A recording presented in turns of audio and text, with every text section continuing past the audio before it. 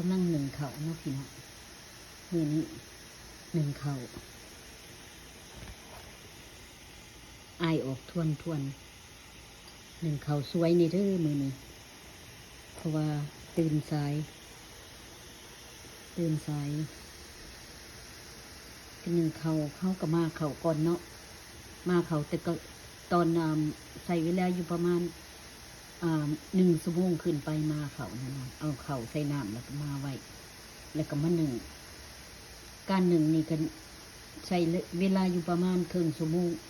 เวลาเฮาหนึ่งมันก็แล้วแต่ว่าเฮาสิหนึ่งหลายหนึ่งหน่อยเนาะตอนนี้ก็ขึ้นทวนละดูพี่น้องอายเข่าทืนขึ้น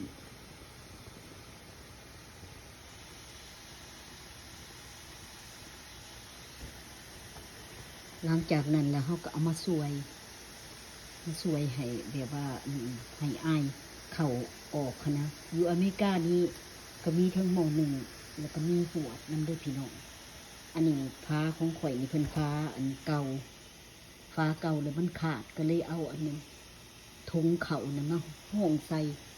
แล้วก็ปกไว้แบบนี้เนาะอันสวยเข่าของข่อย